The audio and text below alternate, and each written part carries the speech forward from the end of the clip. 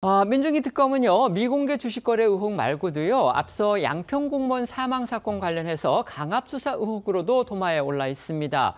어제 한 언론의 보도를 통해서 특검에서 조사를 받고서 숨진 양평군 공무원의 이 생전 육성이 공개가 됐는데, 이 녹취록을 보면요, 고인이 특검 수사에 대해서 괴로움을 토로하는 내용이 고스란히 담겨 있습니다.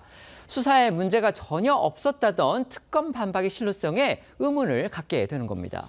그렇습니다. 채널A 단독 보도인데요. 이 숨진 양평 공무원 A씨는 지난 3일 새벽까지 특검 수사를 받고 난 다음 날 이 김성교 국민의힘 의원실 보좌관에게 전화를 걸어 이 수사에 대한 괴로움을 토로했습니다.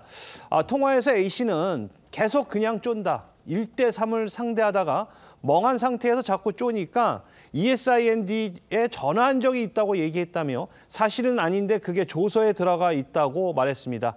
A씨가 전화한 적이 있다고 진술한 이 ESIND는 이 김건희 여사 일가 기업으로 이 공공지구 개발 사업 과정에서 혜택을 받은지에 관해 이 특검이 지금 수사 중인 곳입니다. 네, 또 A씨는 특검 애들이 혈안이 돼 있더라. 그것 때문에 스트레스를 많이 받는데 왜 내가 그 얘기를 했는지 모르겠다라며 특검의 압박으로 사실상 엉뚱한 진술을 했다고도 주장했습니다. 이어서 특검이 군수님, 의원님과의 관계를 계속 따지니까 또 데리고 나와서 회유하고 또 하고 계속 12시까지 아니다, 모른다, 간 적 없다 그랬는데 라면서 특검으로부터 양평 군수를 지냈던 이 김성교 의원의 연루도 계속 추궁당했다고 말했습니다. 김건희 여사 관련 의혹의 수사를 총지휘하고 있는 민중기 특별검사가요, 양평군 공무원 사망 사건과 관련한 강압수사 의혹에 이어서 미공개 주식 거래 의혹으로 이 국민의힘으로부터 형사 고발을 당했습니다.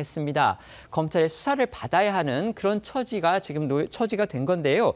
이렇게 될 경우에 과연 특검의 수사에 대해서 신뢰성이 의심받게 되지 않겠느냐. 그러면서 국민의힘에서는 특검이 사퇴를 하든지 아니면 특검팀 자체가 해체를 하든지 해야 된다. 지금 이런 주장까지 나오고 있습니까? 어떻게 생각하십니까?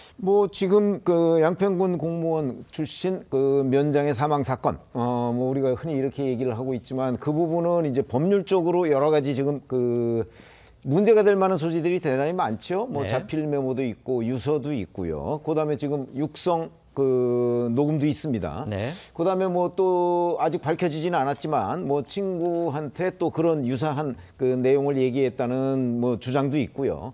그렇기 때문에 아마 특검의 회유 압박 또는 그 조서상의 여러 가지 그 어떤 잘못된 부분이 있다는 거는 거의 사실로 확인되는 것으로 보이고요.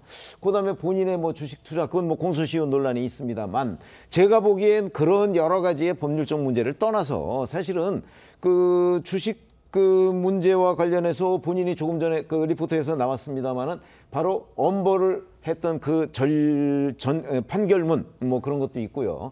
그다음에 그 강압 회유 이런 것들도 상당 부분 이제 사실로 믿어지는 측면 이런 것들을 따지면 수사를 받기 이전에 본인이 저는 양심상 그 자리에서 남을 수사하는 입장에 있어서는 곤란하다고 보거든요. 일단 수사를 이제 할 수밖에 없을 텐데 그 전에 적어도 민중기 특별검사는 그 자리를 유지할 수가 없다.